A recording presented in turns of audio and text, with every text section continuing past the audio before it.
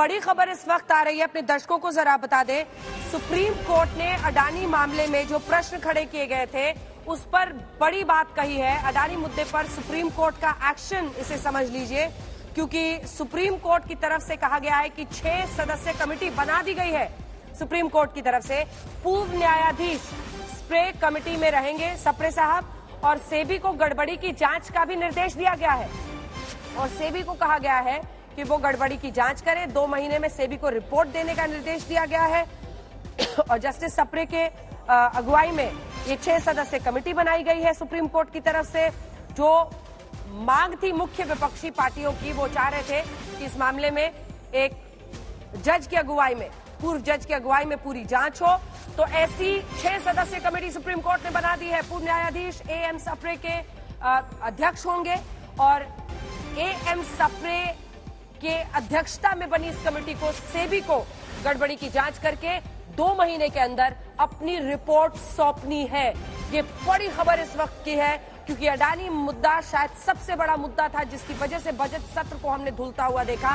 विपक्ष इस पर अड़ा हुआ था, वो जांच की मांग कर रहे थे। अब सुप्रीम कोर्ट की तरफ से ये बड़ा एक्शन है, जिसमें सुप्रीम कोर्ट ने 6 सदस्यीय कमेटी पूर्व जस्टिस एएम सप्रे के नेतृत्व में बना दी है। कहा है ये जांच करेंगे। सेबी को कहा है आप रिपोर्ट दीजिए, गड़बड़ी की जांच कीजिए, 2 महीने के अंदर रिपोर्ट दीजिए, और वो फिर सच इस पूरे मामले का सामने आए। तो इस वक्त की बड़ी खबर जो लगातार आप तक हम पहुंचा रहे हैं, अडानी मुद्दे पर सुप्रीम कोर्ट का एक्शन। यकीनन सुप्रिया जी, अब उनकी टिप्पणी लेना इस पर जरूरी हो जाता है, लेकिन इन सब के बीच आपको ये भी बताते चले, अडानी ग्रुप के शेयरों की बल्क में खरीदारी की भी खबरें निकलकर सामने आ रही हैं। सुप्रीम कोर्ट ने 6 सदस्यीय कमेटी बना दी है। पूर्व न्यायाधीश एएम स्प्रे कमेटी के अध्यक्ष बने गए हैं। सुप्रिया श्रीनेत हमारे साथ जुड़ी हुई हैं। सुप्रिया, लगातार कांग्रेस पार्टी जेपीसी जांच की मांग पर अड़ी हुई है। अब इस मामले में सुप्रीम कोर्ट का ये जो निर्देश है, कांग्रेस कैसे ले रही है इसको? 2 महीने में सेबी को रिपोर्ट देने का निर्देश दिया गया है कोर्ट की ओर से।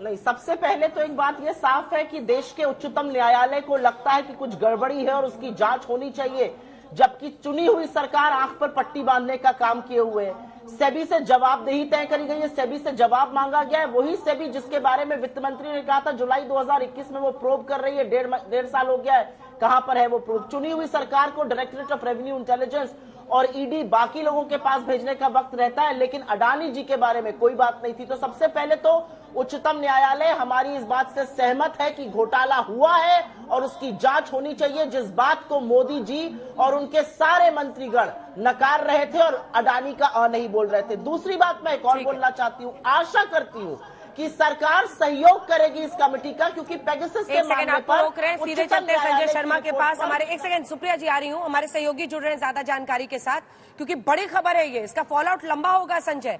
और जो सुप्रीम कोर्ट ने प्राइमा फसाई कहा है, वो कह रहे हैं कि इंडियन इन्वेस्टर्स के इंटरेस्ट को प्रोटेक्ट करने के लिए, यानी जो निवेश करते हैं उनकी इंटरेस्ट को प्रोटेक्ट करने के लिए 6 सदस्य कमेटी सुप्रीम कोर्ट ने बनाई है। पूरी जानकारी दो संजय। सुप्रीम कोर्ट जिस समय सुनवाई कर रहा था उस समय भी सुप्रीम कोर्ट ने यही कहा था कि हमारा जो मकसद है और हमारी चिंता इन्वेस्टर्स को लेकर है, और हमें इसमें कमेटी बनाने में कोई दिक्कत नहीं है। इसीलिए कोर्ट ने सरकार से भी कहा था कि आप अपने सदस्यों के नाम बताएं, जो कौन आप सुझाव लेकर आए, सुझाव के साथ आए।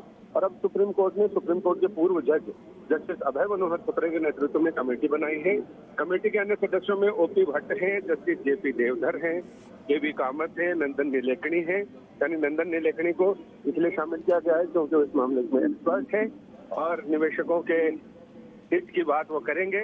इसके अलावा बाकी जो ओपी भट्ट और जस्टिस जेपी देवधर हैं, वो हाईकोर्ट में जज रहे हैं। तो ऐसे में एक बैलेंस कमेटी बनाई है जिसमें सभी पक्षकारों के हित यहाँ पर इसमें शामिल हो और इसकी सम्यक जांच की जा सके। बहुत अगर जो तमाम मेंबर्स बनाए गए हैं उस पर नजर डाले संजय, नंदन नीलेकनी को फाउंडर इन्फोसिस के रहे हैं, सोमशेखर सुंदरेसन, और उसी के साथ ओपी भट्ट, जस्टिस देवदत्त, केवी कामत साहब, इन सबको शामिल किया गया है।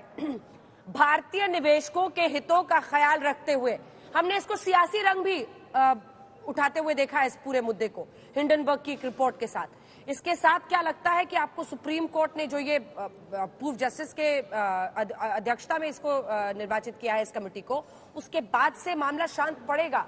क्या जो तमाम पक्ष थे वो अब शांत पड़ते हुए दिख रहे हैं? अब ये कैसे कहा जाए कि मामला शांत पड़ेगा या फिर मामला और तेज होगा, क्योंकि सेबी के क्रियाकलापों को लेकर ये कमेटी जांच करेगी कि क्या स्टॉक मैं मार्केट कोर्ट में मुद्दा manipulation उठाने हुआ। वालों की बात कर रही थी संजय, जिन्होंने कोर्ट में मुद्दा उठाया था, क्या दूसरा पक्ष उससे शांत हो गया है? दूसरा पक्ष अभी तो शांत नहीं होगा, क्योंकि 2 महीने में कोर्ट ने बोला है कि ये कमेटी अपनी रिपोर्ट दाखिल करेगी। तो 2 महीने में अगर फाइनल रिपोर्ट ना भी आए तो बुनियादी रिपोर्ट तो जरूर आ जाएगी। और एक्सपर्ट कमेटी ठीक है। जिसका गठन सुप्रीम कोर्ट ने किया है वो सेबी की शक्तियों का अतिक्रमण नहीं करेगी।